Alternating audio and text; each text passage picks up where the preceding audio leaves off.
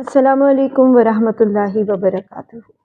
آج اس پروگرام کیا قبول ہے میں مجھے یہاں بلایا گیا ہے اور ایک خاص موضوع کے ساتھ، مگر اس موضوع کو میں ابھی بیان نہیں کر رہی، یعنی میں اس کی ہیڈ لائن یا اس کا عنوان میں ابھی آپ کے سامنے نہیں رکھ رہی۔ انشاءاللہ میری اس اسپیچ کے آخر میں آپ جان لیں گے کہ میں یہاں پہ کس موضوع پہ بات کرنے آئی ہوں۔ عورت حوصلے، امید، جذبوں اور ڈھیروں محبتوں کی داستان ہے۔ مرد کی پسلی سے پیدا ضرور ہوئی ہے مگر اشرف ہے۔ روح ربانی سے اس میں بھی پھونکا گیا ہے، جنت کی حقدار ہے اور یقیناً برے اعمال کے بدلے میں سزا کی بھی حقدار ہوگی۔ دونوں ایک دوسرے سے ہیں، لہٰذا کمپیریزن نامناسب بات ہے۔ ہم بحیثیت عورت اپنے رول پر ہی فوکس کریں گے، اسی کو مینیج کریں گے، اور رہی یہ شکایت کہ مردوں کو بھی کوئی سمجھائے تو کوئی اور نہیں، ہم ہی سمجھائیں گے۔ ماں بن کر ہمارے آگے بھی بیٹے ہیں، ہماری اچھی تربیت کل کو ان کو معاشرے کا اچھا مرد بنائے گی۔ اگر پچھلے دور میں ماؤں سے کچھ کوتاہیاں ہو بھی گئیں تو اب ہم اس چین کو توڑنا چاہیں گی۔ ہم چاہیں گی کہ اب آگے آنے والی نسل ہماری اس بہترین خاصیتوں کے ساتھ آئے جو ہم نے ان کے اندر انڈکٹ کی ہو۔ ہمارے معاشرے کی ہر حوا اپنی پہچان کے عمل سے اپنی زندگی کے ہر دور میں گزرتی ہے۔ کبھی بیٹے کو اس پر ترجیح دی جاتی ہے تو اسے اچھی بیٹی کے لیے اپنی پہچان بنانی پڑتی ہے، ریکگنیشن کے لیے جتن کرنے پڑتے ہیں۔ شادی کے بعد اچھی بیوی کا لقب پانا، خود کو منوانا، وفاداریاں ثابت کرنا، والدین کی تربیت کی عکاسی کرنا اس کے لیے ایک نیا ٹاسک ہوتا ہے، ایک بھاری ذمہ داری۔ آج کی کہانی عورت کے ایک سفر کی کہانی ہے، ہمارا سفر، میرا اور آپ کا سفر، اور اس سفر کی داستانوں میں ہم بہت سے مراحل سے گزرتے ہیں۔ تو میں آپ سے بات کر رہی تھی کہ عورت حوصلے، جذبوں اور ڈھیر امیدوں کی داستان ہے۔ شادی کے بعد اچھی بیوی کا لقب پانا ایک بھاری ذمہ داری۔ اپنے پرانے رشتوں پہ نئے رشتوں کو فوقیت دینا کوئی آسان عمل ہے؟ ہرگز بھی نہیں۔ وہ بچپن، وہ لڑکپن، وہ گلیاں، وہ محلے آج بھی ہم کو یاد آتے ہیں۔ وہ آج بھی ہمارے دل کو واقعتاً نرماتے ہیں، گرماتے ہیں۔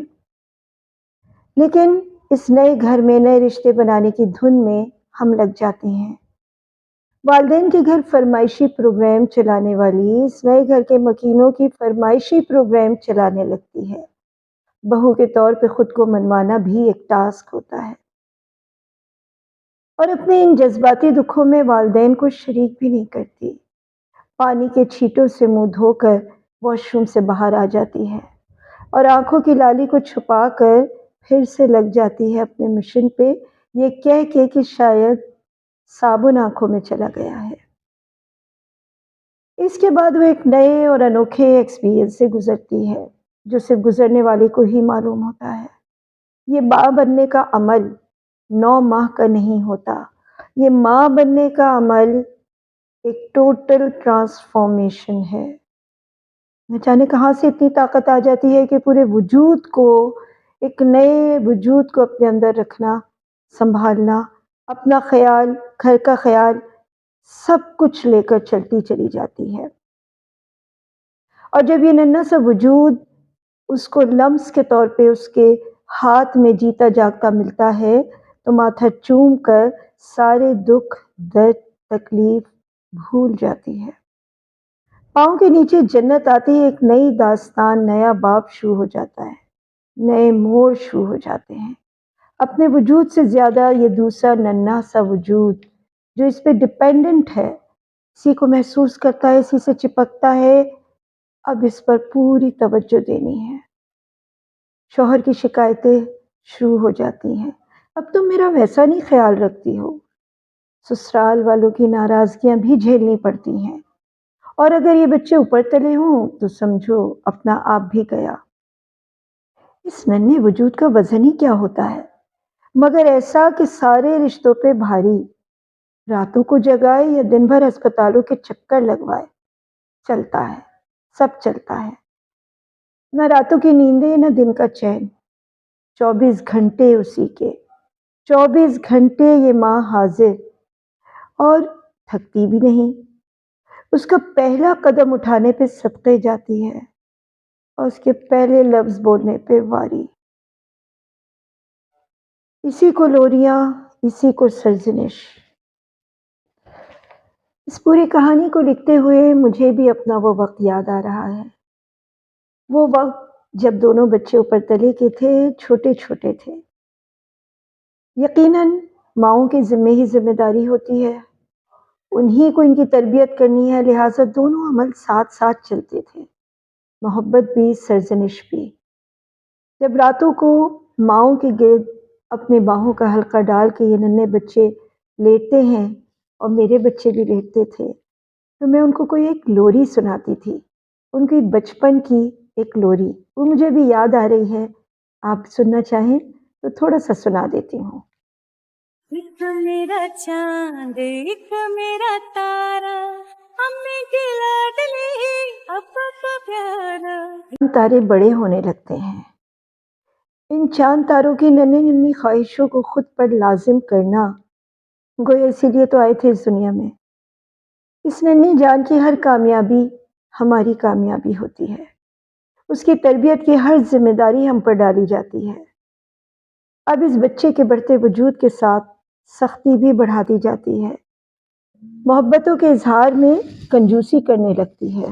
دل ہوا ہوا سے رہتے ہیں اس دور میں ماؤں کے، کہ آنے والا یا آنے والی ہماری تربیت پر انگلی نہ اٹھائیں۔ اب جی شادیوں کی فکر شروع۔ شادیوں کے زمانے میں بڑے فلمی گانے لگتے ہیں، خوشی خوشی کر دو ودا کہ رانی بیٹی راج کرے گی، پر ہر بیٹی رانی نہیں بن پاتی۔ ماں کو پتا ہے کہ میرا یہ سفر اب میری بیٹی کو بھی طے کرنا ہے، اب اسے اپنی بیٹی کو بہادر بھی بنانا اس کی ہی ذمہ داری ہے، چھوئی موئی نہیں، بہادر بیٹی جو اب اپنے سسرال کی طرف جا رہی ہے اور بہت ذمہ داریوں کو اٹھانے والی بننے والی ہے۔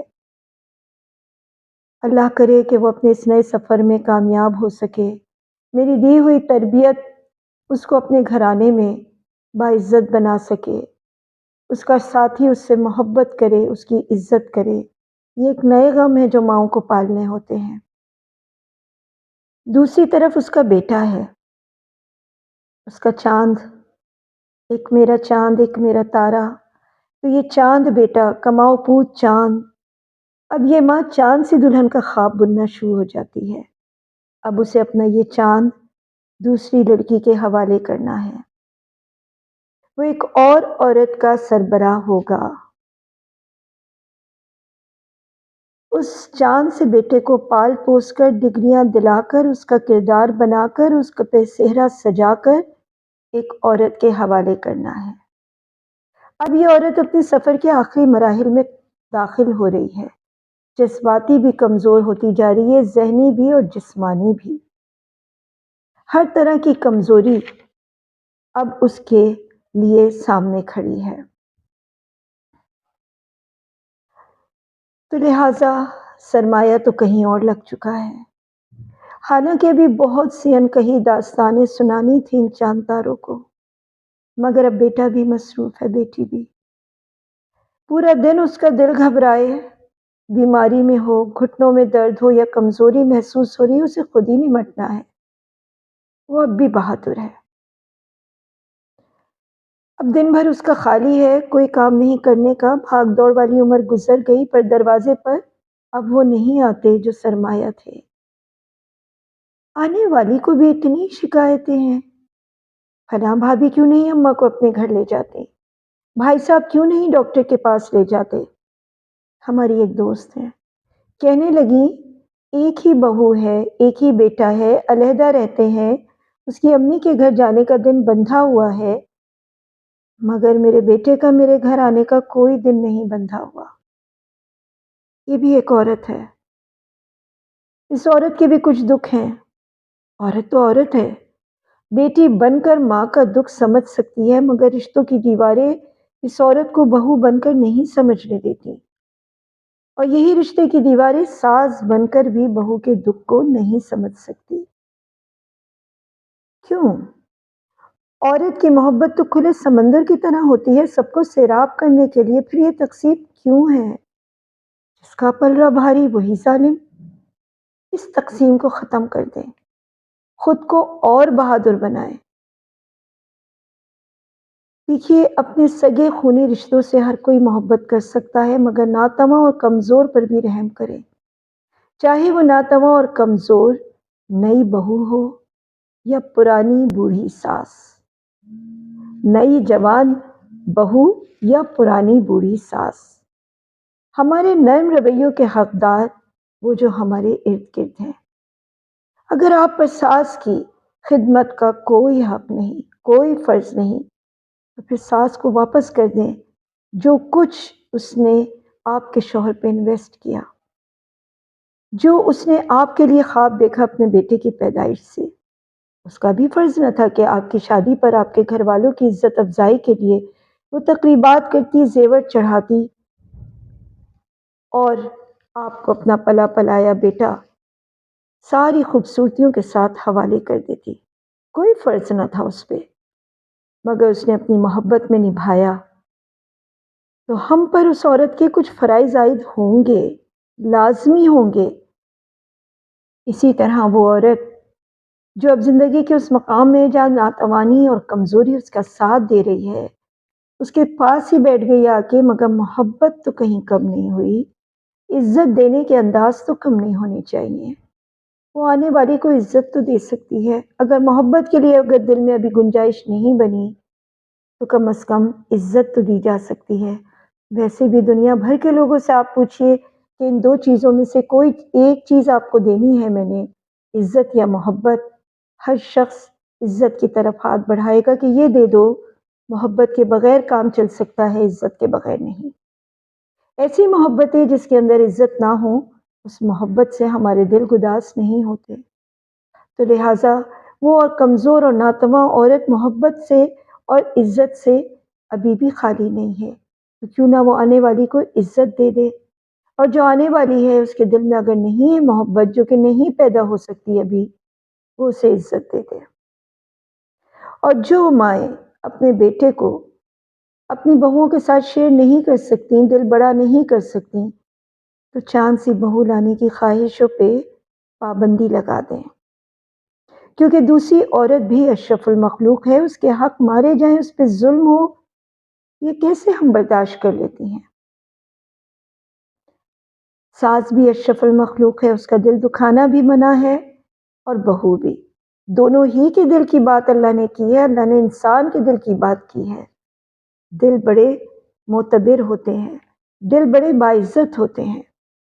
اللہ پاک نے اپنے اشرف المخلوق میں سب سے بڑا درجہ جن خاصیت رکھنے والوں کو دیا ہے وہ ہے غم گساری کرنے والے، ناتوانوں پہ رحم کرنے والے، عفو درگزر کرنے والے، احسان کے معاملے کرنے والے۔ اگر ہم اپنی زبانوں کی حفاظت کریں، اپنی زبانوں سے رشتوں میں دراریں نہ ڈالیں، دلوں میں آنے والی بدگمانیوں کو جھٹکنا سیکھیں، درگزر کی عادت ڈالیں، احسان کرنا سیکھیں، داستانیں سننا شروع کریں، محسوس کریں ایک دوسرے کو۔ آپ ہی تو اس معاشرے کی معمار ہیں۔ معمار بنیادیں مضبوط کرتا ہے، کھوکھلی نہیں کرتا۔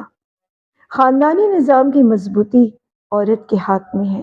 نکاح کی گرہ اگر مرد کے ہاتھ میں ہے تو نسل کی ذمہ داری آپ کے ہاتھ میں ہے، تربیت آپ کی ذمہ داری ہے۔ یہ مرد جو معاشرے میں چلنے پھرنے والے نظر آتے ہیں، ایک عورت ہی کی پیداوار ہیں۔ اچھا مرد ایک اچھی ماں کی تربیت کا پتہ دیتا ہے، اور برا مرد ایک بری ماں کی تربیت کا پتہ دیتا ہے۔ میں اپنے پورے حلقے میں چاہتی ہوں کہ ہم مجھ سمیت اچھی عورت بننے کی صلاحیت پیدا کریں، امیدیں رکھیں اور یہ رشتے نبھائیں۔ اب آپ کو میرا آج کا موضوع سمجھ آیا؟ مجھے کہا گیا تھا کہ میں سسرال کے حقوق کے بارے میں بات کروں، جوائنٹ فیملی کے لیے بات کروں، تو میں نے سوچا کہ میں کیوں نہ یہ کہانی سناؤں کہ اس کہانی میں ایک پوری عورت کا وجود ہے، بچپن سے لے کے آخر تک۔ اگر آپ اس کردار سے، اس عورت کے اس کردار سے، اس کی محبت اور اس کی محنتوں سے متاثر ہو سکیں تو ان رشتوں میں چاشنی آنی کیا بڑی بات ہے۔ ان رشتوں کو نبھانا کوئی مسئلے کی بات نہیں ہے۔ بس اپنے ذہن کو کھلا رکھیے، دل کو بڑا رکھیے اور اپنی محبتوں اور عظمتوں کا خیال رکھیے۔ جزاک اللہ خیر۔ السلام علیکم ورحمۃ اللہ وبرکاتہ۔